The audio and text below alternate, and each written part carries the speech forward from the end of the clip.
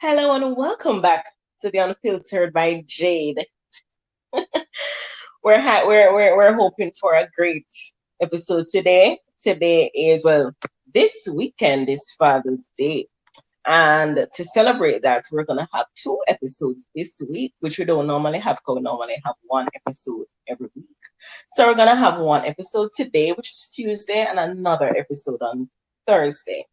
So I have a man with me today. Yes, I do. And his name is Mr. Stocker Twist. And I'm going to ask him to come and introduce himself, even as we begin this Father's Day conversation.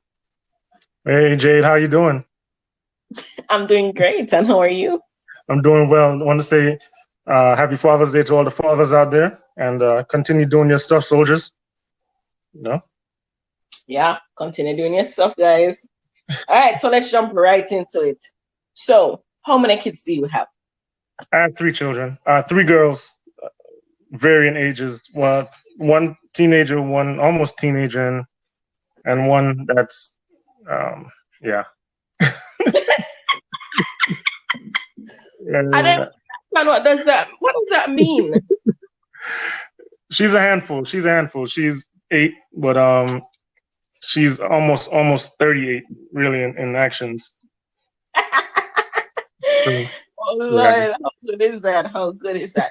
All right, I want you to tell us about fatherhood in terms of there are some things that persons really don't explore or speak about because they don't want to seem as bad fathers, or because they're having these feelings they don't want anybody to know because they're gonna say, "Oh, well, you're not a good father if you feel this way." Just give us some in-depth about fatherhood. What is it to be a father? Well, really, to be a father, it means it's a lot of responsibility, and a lot of people don't. Um, a lot of people don't understand the depth of fatherhood in terms of all the responsibilities that we need to have. Just taking care of one child is a lot. Taking care of three children is multiplied, and you have to make sure that they're well taken care of in terms of from a emotional standpoint, from a physical standpoint, from financial standpoint. You have to feed them. The way it is going nowadays, as you can see with what's going on in the world, to be a father is not. The pressure to be a father is even more increasing because back in the days, men that are fathers, had control of their situation, at least most of them in part. Nowadays, you have, TV, internet, raising your children. And so your influence of a father is diminishing as time goes on with all these influences and diversions that takes away from the whatever role the father wants the individual to a father has a specific direction he wants his children to go in, but if you have internet and those things taking that away, now the father now has to understand the world around him and kind of fit in now, as opposed to continue to be that strong leader that his children may need, or the world. Yeah. So Wow. it's deep. It's very deep. Are there days that you don't feel like you want to be a father anymore? Yeah, man. I'm just going to throw that in there. Are there days? Because I know mothers will tell you sometimes they want to run away.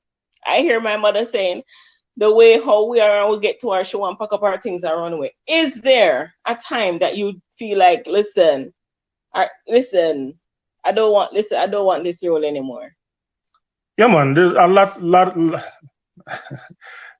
There's a lot of days that comes to mind.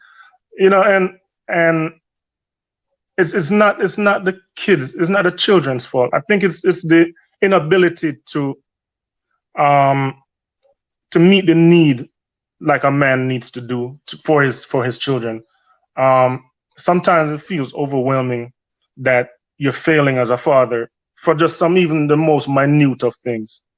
And so that overwhelming feeling of not having control of something that you should be in control of, it makes you really want to run away and hide behind a rock. And it's really a daunting task, um, given the stresses of the day. Because think about it, you go to work, somebody's telling you what to do. You're on the road, somebody's telling you what to do. You go home, you try to tell your kids what to do, they don't want to listen to you. So, are you doing what you're supposed to do when you see your kids do something wrong? You know, Mm. how do you balance your ideologies versus what somebody is teaching your kids, and then feel that you're being a man in a situation? Sometimes the two of them don't meet, and you're wondering if you're the one that's making a mistake. You know, um, if you're doing something wrong, and that can lead to burnout, father burnout. It can lead to all kinds of other issues in terms of relationships. It can lead to relationship issues as well. Mm. Understandable. I want to know, well, I want you to explore on that in terms of relationship issues. Can you explore on that, please? Yeah. So the thing is that, like I said earlier, when when men feel or fathers feel that they don't have control of a situation, um, and on a typical day, something may have happened. We don't know, anything. And a man now got to, his wife may, he may be hungry for, for something, and his wife said no, or respond in a way, or a girlfriend, or whatever the person may be, respond in a manner that he doesn't feel gives him that manhood type of thing. Then that can lead to, you have abusive relationships, you have arguments unnecessary. um, you know, you have some men will go outside of the relationship, and it's just come from that feeling of just not being the type of person that they should be, based on how you know they feel about their children.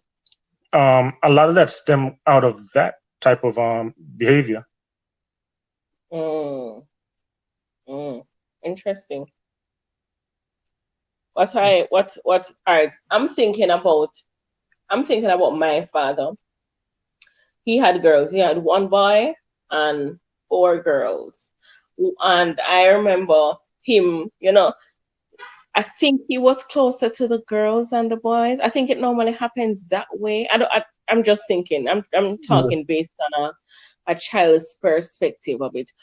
Hmm. And I see, as a child, as a girl, I saw it important to spend time with my father, for my father to teach me certain things about even relationships, about how to love myself. Because what we're realizing these days is that you have girls who don't know even how to love themselves, and they never had a father to teach them how to love themselves. So they start seeking out for men to start showing them what love is. What is it that you do in order to reassure your girls? Because you say I have three. What is it that you do to reassure them that you love them, and what is it that you do to show them, hey, this is how love is. I'm loving you. I'm loving you so hard that you don't have to go out there and seek validation or love from anybody else.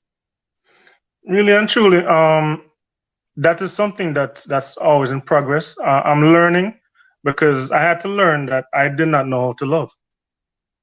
I my first daughter right now, she cannot express that she loved me because when she was born, and when she was growing up in her early years, I never told her that I loved her because I looked at love from a more sexual standpoint, not from a feeling of gratitude and appreciation. So I never was that type of person to tell her that I love her.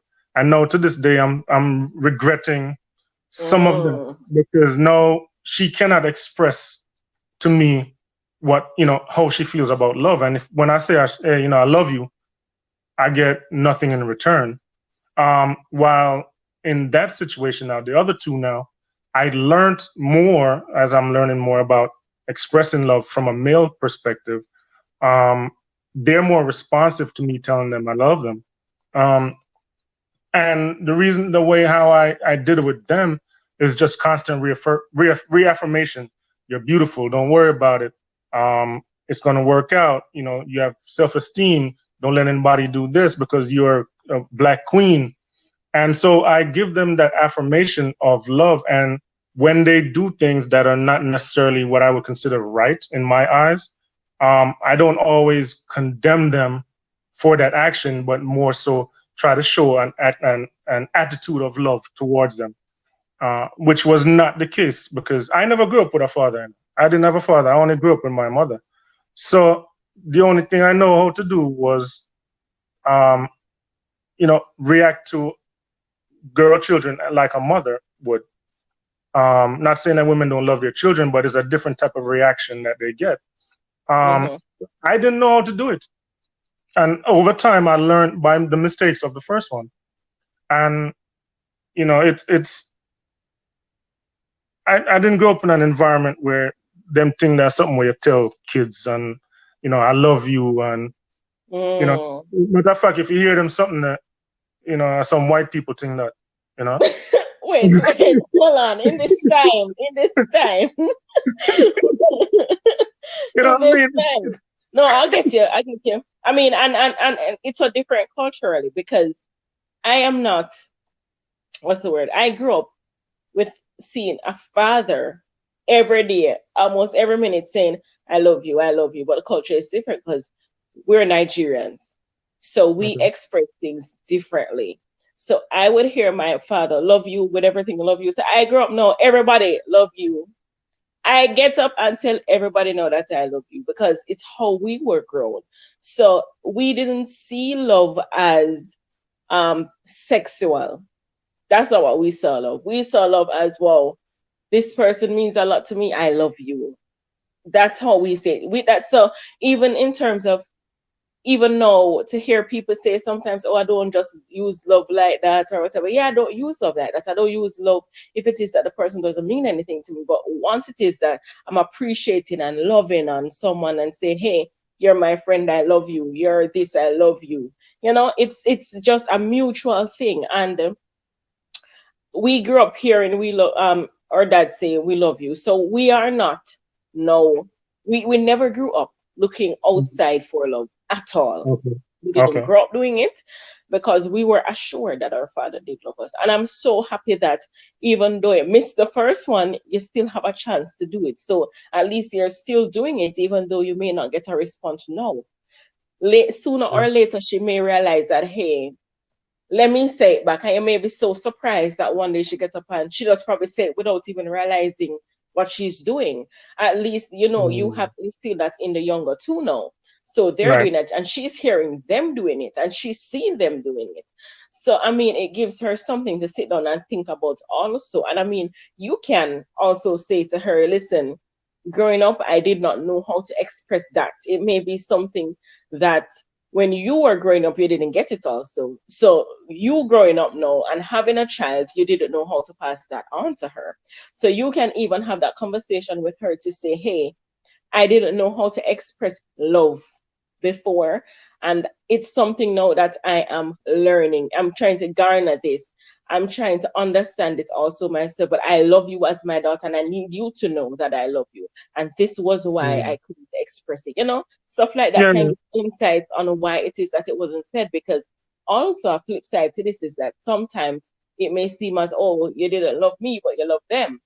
You didn't know how to tell me, but Mm. you tell them. Mm. Yeah, that makes You sense. understand? Yeah. Hmm. So sometimes they also may become resentful because, hey, oh, but you didn't know how to tell me that, but you tell them that so easily. What happened to me? Why it is that you couldn't tell me that you loved me? But sometimes it's so important for us to have these conversations, and especially you said she's a teenager.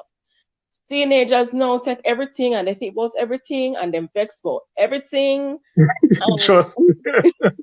sometimes sometimes even if they don't even respond, at least they can't say it was never said to them. Okay. Yeah, that makes sense.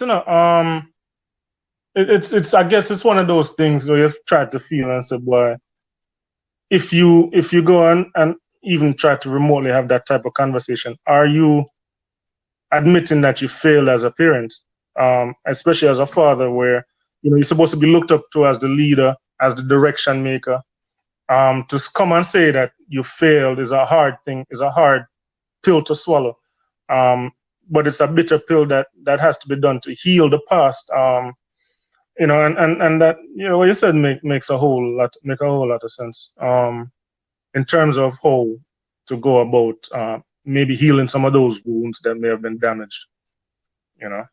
I don't think, though, that you should look at it as failing as a father, because the truth is, I believe that we're not perfect. We're all going to make mistakes. As I normally say to persons, I believe that we're perfectly imperfect.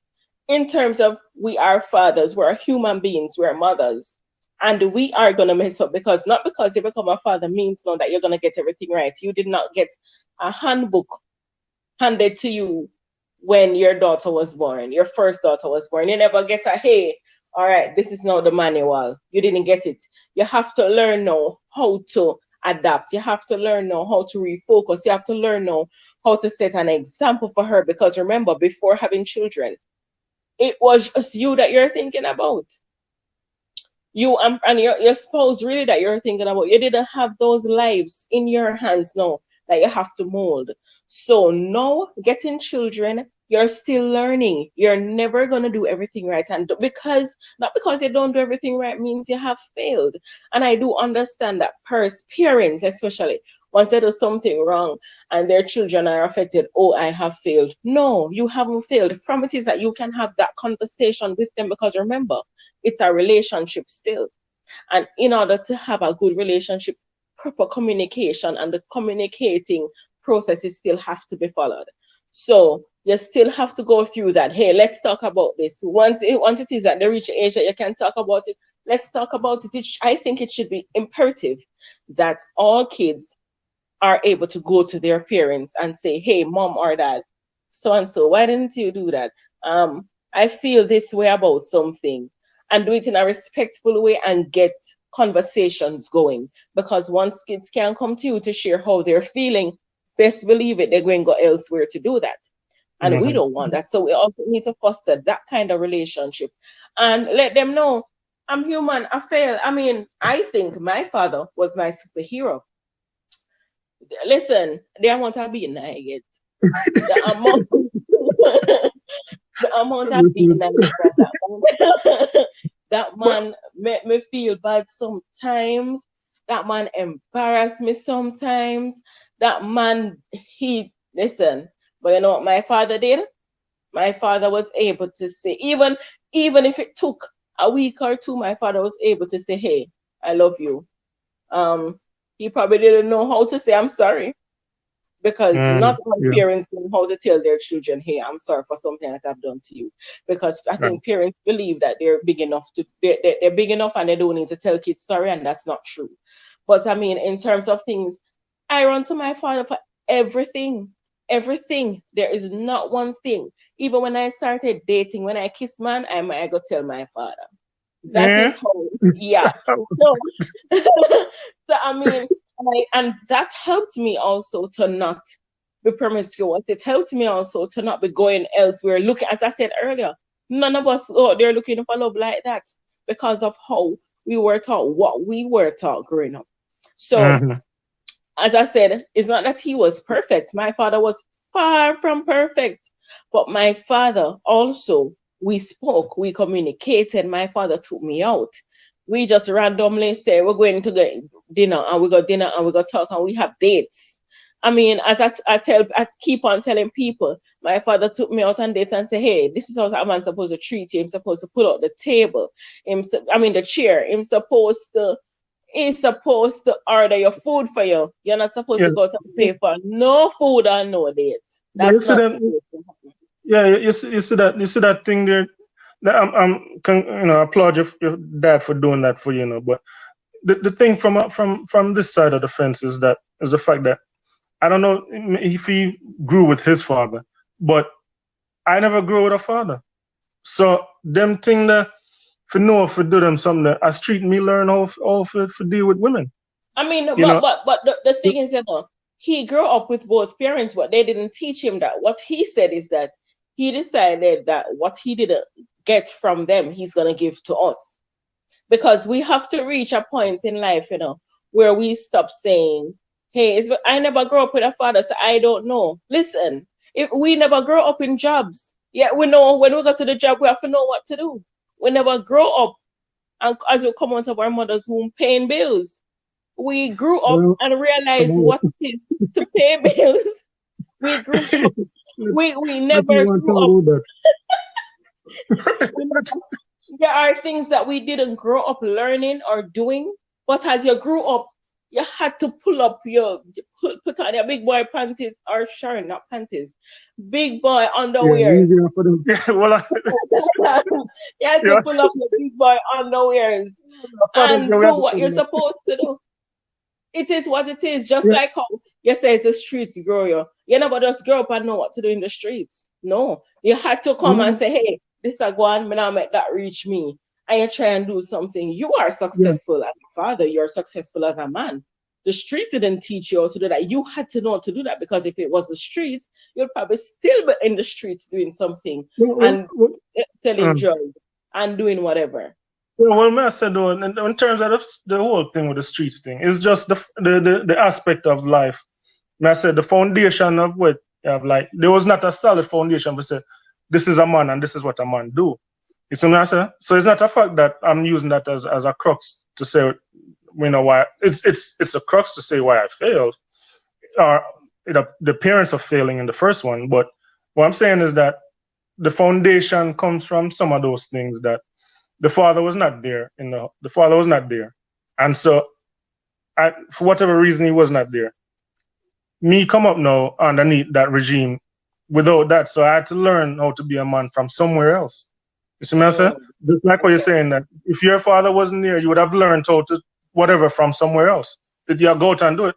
As I continued to grow and see the mistakes, like you rightfully said, I changed how I said, boy, I see a man thump down a man and get arrested and film life forever change. I say, I don't want that for my life because I want a better life for me, you know? And in terms of from a father perspective with that, I had to employ and say, what kind of children I want to grow. You know what I'm saying? And so I had to know that was a catalyst for change for me. And so I started looking towards other men that I perceived to be men of standard, men of, and I have some uncles that I look to have conversation with and those types of things to kind of to break that cycle of, well, the father wasn't there, so you have this and this and that. So from a father's perspective, it's very difficult from a male perspective in terms of that, because of the simple fact that we are called to be leaders. So when a man will feel or a father would feel that he's failing if he can't properly lead in the manner that he thinks that he should be leading, because that's our role that we're called to do.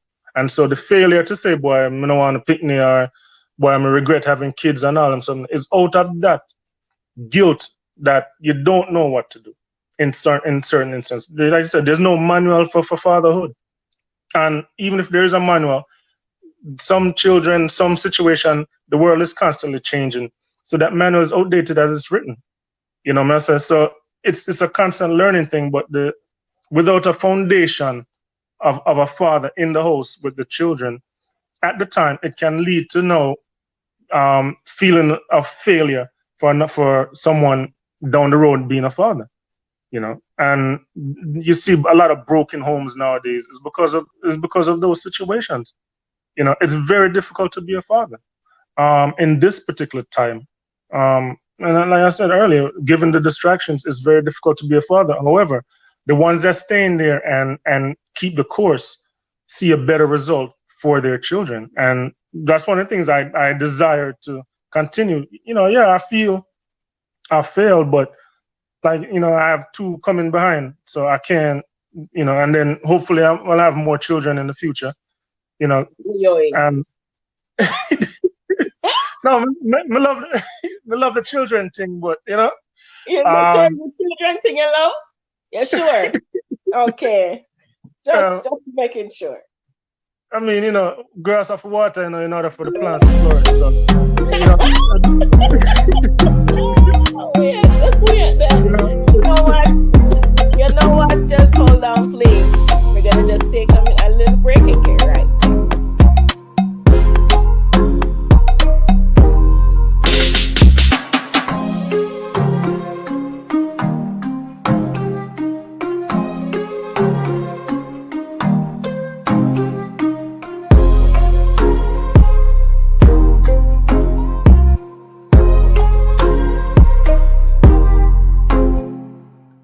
Welcome back to the Unfiltered by Jade. Oh, we were talking to Mr. Stocker Twist about fatherhood, what it is to be a father, the truths about fatherhood, and how it feels to be a father, how it feels to have probably, feel like you have failed in being that leader, in being that role model, and the difference with how, if it is that how we're grown up actually determines how we now grow and start treating even our kids.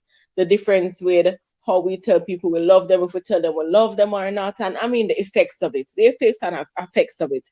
But I want to, because I see that we're pressed for time, I don't want to ask a question as a father. When you see the excitement for Mother's Day, but you see the little that is done for Father's Day, how does that make you feel? Well, I don't feel good enough. It don't feel good at all. Fathers are sidelined and continue to be sidelined. I mean, if you look on social media, 3/4 everything where you say is dealing with how to treat a woman. And it it from a father perspective, it feels as if men are not um, held to a standard anymore. Um, it's really depressing, to be honest with you, that a man have to accept things, but you know I, men don't necessarily talk about these things. However, they feel it and they act out on it, and i.e. relationship issues. But it's up to it's, it, we all have to play a part. We all have to play a part. Women have fathers, and I think it may come from the same thing of a father not being in the home, where women don't ideologically view their fathers in a particular high esteem, and so the drive to go and do for a father or a male is not there. Whereas a man is raised, most children are raised by their mother when the father is not there, and they go all out for mom. This everything is Mother's Day. I went to with Walmart with my wife, not realizing that next day was Mother's Day. We thought they were giving away free food at Walmart. The way the place was packed. I mean, lines all the way to the back of the store. And when we realized it's Mother's Day, we said, "Oh," we figured out that's what it was. When you go now to Father's Day, place empty, nobody not really move around the place and all and something. So we have to, on one side, women have to take up the mantle and say, it's Father's Day. It needs to be special. Men need to be put back in their rightful place as head of the household. But men also have to do their thing. So for all the fathers out there that left on the picnic and all of them, something, stop the foolishness and go back and take care of your kids. Treat the woman like a queen and do what you need to do as a man. Yeah, it may be nagging and they make noise, but you can't change them. I saw them stay. Fathers know what I'm talking about. Just deal with anything and just love them and regain your crown as men, as soldiers, as kings of your community. And that's all we have to do. That's all we have to gain it back. It's a dual type of thing that women need to restore men to their rightful place and men need to fight for their rightful place. True. True. Very true. Mr. Stocker, I really want to tell you that you have said a lot. You have really spoken out there to the men. Thank you for the charge that you have given to men that, hey, men, they need to take up their rightful places. Because the truth is, and I don't like hearing women talk about, oh, I play double role. Women, you can't play double roles. The children need them father. You cannot play a father's role. Children need a man's role. A woman cannot play a man's role, and a man cannot play a woman's role. So women out there need to stop saying, "No, I can play two roles." No, you can't. You can't play two roles.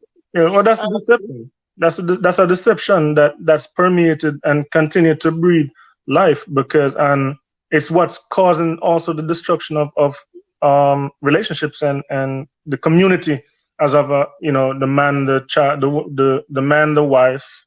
I specifically say wife. You have the husband, you have the wife, and you have children. Husband, wife, children. Man putting the things in the pants. It needs to be husband, wife, children. To get that out of them. Women should not be trying to do men role, and men should not try to be women role, because there's certain attributes that a man will do that a woman cannot mimic, no matter how them try. and Yep. the thing is the same as the other way. So get a man, get a good man, treat him right. Man, get a good woman, treat her right, and produce wonderful children. Mm. Thank you so much. Thank you so much for being on the show. Thank you so much for the charge. Thank you so much. You have given words of wisdom to many persons who need to hear it. Many persons who probably didn't want to say certain things because they don't want to perceive as, hey, I'm a bad father because I say, yeah, and all the time we want to be fathers. Yeah, Hmm. it's not all the time we feel like we're superheroes. Yeah, it's not all the time that we feel like, oh, we're the best. There are times that we don't feel that way, but hey, we're all humans and you're still fathers and Hmm. you are still the best and you are doing a great job for your girls. And just ensure that you continue doing what you need to do. At the end of the day, your kids will say, hey, my father was there, and that's what you need to do. Bless So you. thank you again. Thank you. And for all our listeners, we'll definitely see you. And remember, we're going to have another episode on Thursday also to commemorate Father's Day. So thank you and see you again. Hey man, thanks for having me.